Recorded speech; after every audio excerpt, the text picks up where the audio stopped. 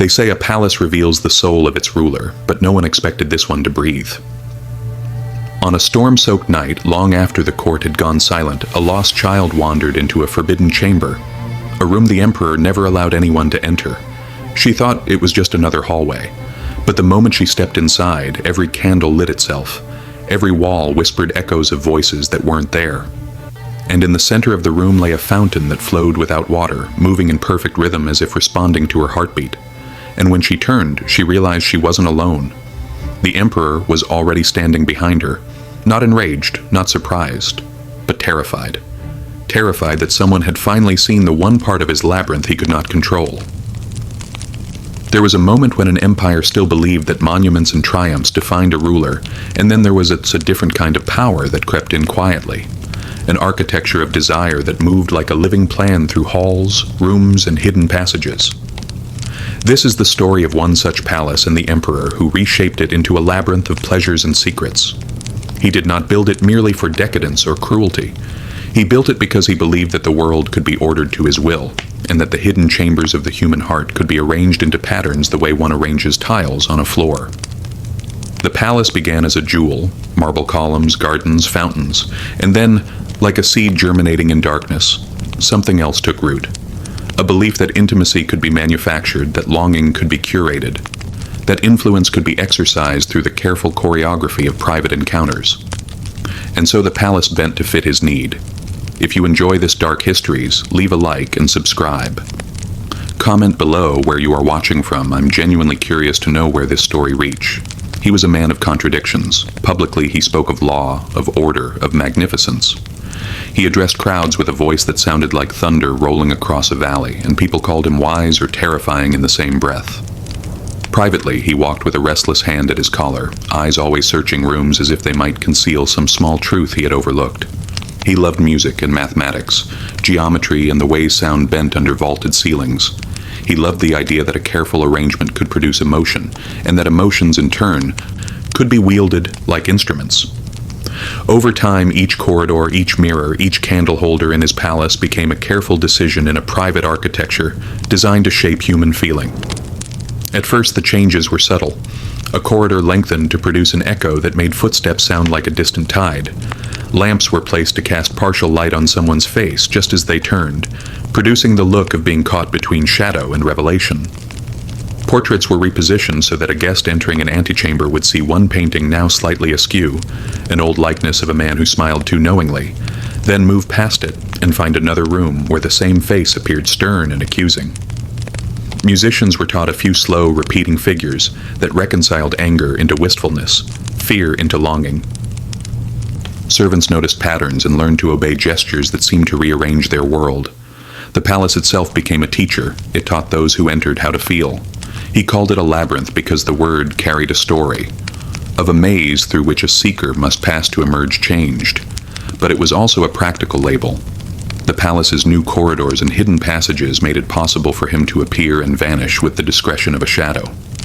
The labyrinth was not merely architectural, it was social. It was a series of arranged meetings, deliberate encounters, private audiences staged like scenes in a drama where he, the director, rarely took a role, but watched the performances unfold. He watched his guests react, and those reactions were the measurements by which he judged the success of the rooms he had built. People entered the palace expecting propriety and left with a memory of something else, an ineffable charge that remained in their throat for days. It worked differently on different people.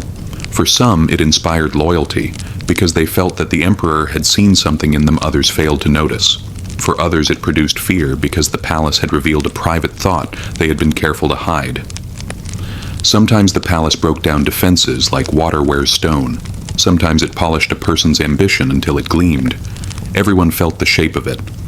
His inner circle consisted of artists, craftsmen, musicians, perfumers, people who could render atmosphere into a language he could read. He hired a woman who studied the way fragrance moved through rooms, who measured the time a scent took to fill the air and the way it altered conversations. He apprenticed a young sculptor who learned to carve figures that suggested motion when viewed from a certain doorway. He imported a master of mirrors, whose glass could make a face appear closer or further than it truly was. None of these tasks were trivial. They required insight, patience, and discretion. Each specialist was rewarded handsomely, and each bound himself to secrecy by the reward and by the emperor's quiet charm. There were layers to the palace. The public rooms remained formal, thrones, banners, banquets. But below them, like strata of a geological formation, lay private corridors where marble grew cool and the air seemed to hold its breath. There were chambers that echoed with music recorded and replayed on hidden devices, primitive, sympathetic strings that mimicked a private rehearsal. There were small salons where the lighting was always measured to soften the face and render even older skin youthful for a few passing heartbeats. There were gardens enclosed in walls, where fountains stilled their sound at the command of a hidden valve, so conversations could remain intense and intimate. There were alcoves where curtains obscured a scene until a hand moved them aside, and the mind was forced to account for a vision it had not yet known it would have. It was not only lovers who found themselves caught in the palace's web. Diplomats arrived for talks and left with unexpected favors granted because in a candlelit antechamber they had admitted a personal fear or revealed a weakness he had arranged to uncover. Generals felt the urge to be kinder to their comrades after an evening in a salon where a song about a mother's loneliness had been repeated until everyone's jaw softened. Advisors, men used to bargaining and logic, discovered that the palace could make them nostalgic for a past they had never had. The emperor did not coerce by visible means. He coaxed. He manufactured context. He constructed human events the way a gardener arranges blooms, not by uprooting, but by subtle placement and timing. Rumors began to take on a life of their own. Some said the emperor had an oracle hidden in his walls. Others said that he had ordered secret portraits of every courtier, so he might watch them sleeping from behind lattices. Some spoke of whispered nights where powerful men left with their pride undone. The truth was less crystalline. The palace did not resort to threats as much as it exploited the thin seam between privacy and exposure. Many who left the palace carried a gift, a new coat, a coin, a favor, but also something heavier, a knowledge that the emperor had seen them in a light they could not replicate outside his threshold. That knowledge made people pliable. It made them eager for future audiences, hungry to encounter that meaningful glance again. There is an old human pattern. When someone learns how to arrange the environment that shapes us, it becomes easy for that person to influence the course of lives and policies. This emperor was not stupid. He wanted stability and a legacy, and he believed the most efficient way to gain both was by controlling the private atmospheres of those who mattered. If you can design how someone feels when they think of you, you can encourage gratitude, dependence, loyalty. If you can arrange the private moment in which someone confesses an ambition or a fear, you can guide that ambition to align with your own. Thus, the palace became an instrument of influence as precise as any treaty, but the labyrinth also bred loneliness and obsession. He watched people rearrange themselves into patterns he liked and sometimes missed the spontaneous flair that makes human life unpredictable. He liked the control, but recognized it had the potential to hollow. So, there were nights when he wandered rooms alone simply to feel randomness again, letting a gust of wind slip through a window and watching how a curtain responded.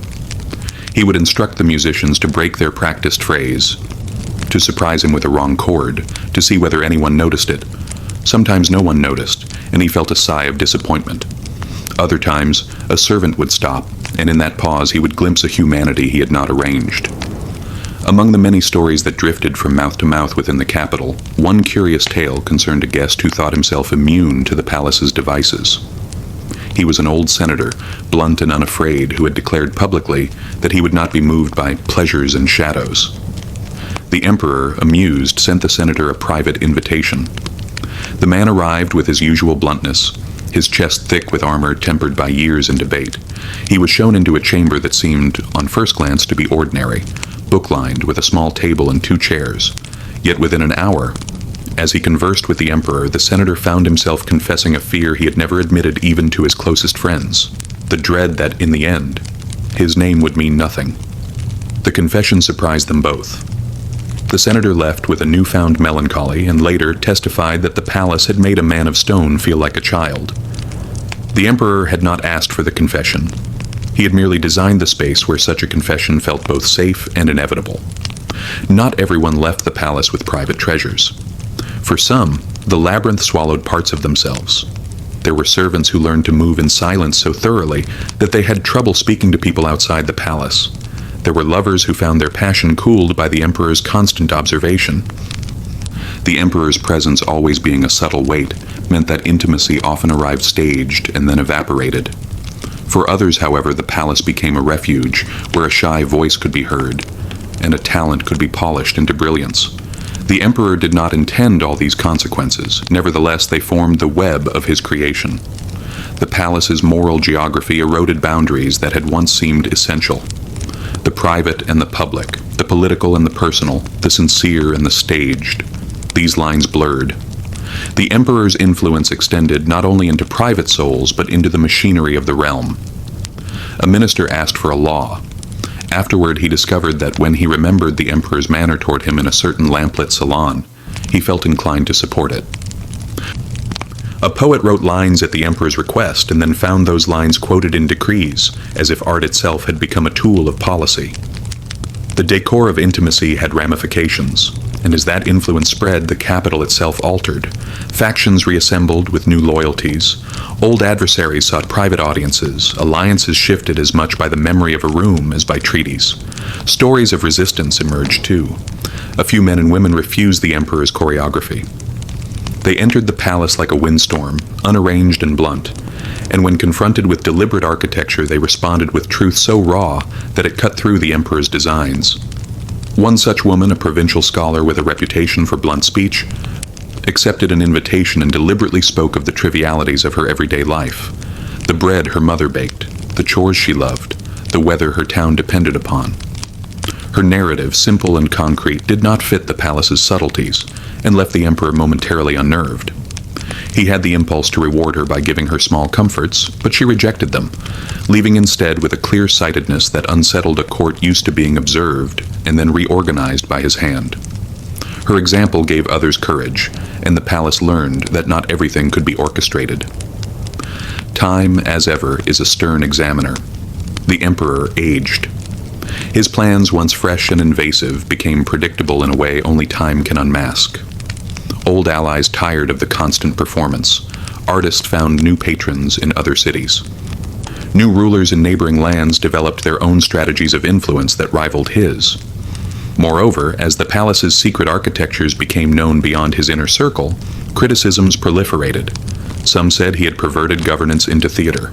Others argued he had weaponized intimacy to reward favoritism. Still others feared the psychological toll on a people whose private feelings were too often made public. The Labyrinth had been a personal triumph, but it had the cost of transparency and dissent. The turning point came not with a grand scandal nor with an uprising. It came quietly, in the slow erosion of a man's certainty. One morning, a child of a minor official wandered into a corridor that had been transformed into a garden mimic, places where nightingales were trained to sing and perfumers had distilled a scent of memory. The child, untrained in the palace's languages, ran laughing toward a fountain the emperor had long used to mark moments of reconciliation. The child slipped, broke a small porcelain bowl placed there for scent, and began to cry. The emperor arrived, as was his habit, drawn by the sound. He expected to find a scene that would be rearranged to make one more person's memory align with his will. Instead, he found a real little face of astonishment, grief, and immediate need. The child's tears were not a carefully arranged tragedy, but a spontaneous human moment, and in that pure honesty, something in the emperor's chest collapsed, not with the violence of fury, but with the soft discomfort of being unarranged. He tried then to apply his artful measures, an offering, a small token, a quiet word, but the child's mother rushed in and refused any consolation that felt like a performance. She took her child away. The palace had been designed to make memories, but it had not been designed for this unscripted truth. In that refusal, and in that small human grabbing of the moment, a man who had built the world around his own scripts tasted a different reality. There were things his palace could not rewrite. From then on, his hand trembled more in the halls. He instructed less often and listened more to what he had once only arranged. He still loved craft and composition, but he no longer believed solely in the command of environment as the sole measure of a life. There were other measures: humility, unarranged compassion, the way a person might act when not watched for a purpose. The labyrinth remained, but the emperor, softened by a human event he could not shape, allowed corners of the palace to remain under the care of other hands, spaces where the unexpected might be welcomed rather than designed away. When his reign ended, it did so slowly, with respectful ceremonies and pomp the empire expected. The labyrinth remained as an object in the city's memory, an odd monument to a man who had tried to order human feeling. The next generation of leaders inherited the palace, and some kept its practices, some dismantled them, some used the rooms with caution. The architecture had shown how a ruler might make intimacy a kind of gentle rule, and that knowledge did not vanish. History often tries to distill such lives into simple moral judgments. Was the emperor a visionary who sought a new kind of governance, one that recognized the power of private persuasion? Or was he a manipulator who violated a boundary between public rule and private conscience? Both answers are partial. He was a man who had discovered that rooms are tools, and that consolation and influence can be, worryingly, the same thing. He was also a man who came to realize that not all hearts should be catalogued and curated. His palace taught a lesson the empire could not ignore, that architecture and atmosphere have enormous power, but that power must be balanced with humility. For when the instruments of rule become the instruments of unending arrangement, they risk flattening the human variety that gives a society its resilience. The labyrinth, in the end, is a lesson about limits.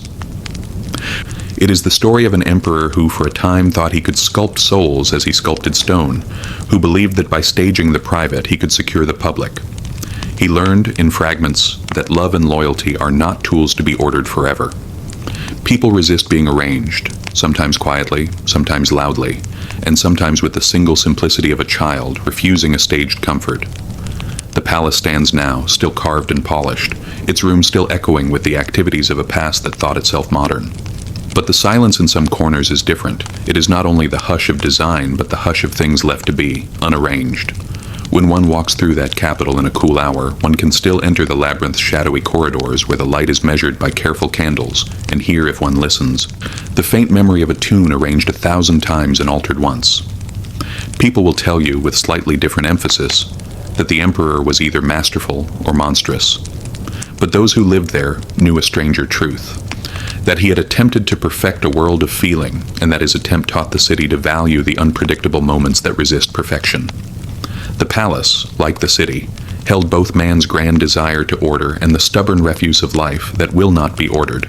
And somewhere in that clash is the deeper history of what it means to rule, because to rule is finally to reckon not only with power, but with the fragile, often uncontrollable hearts of those who are governed.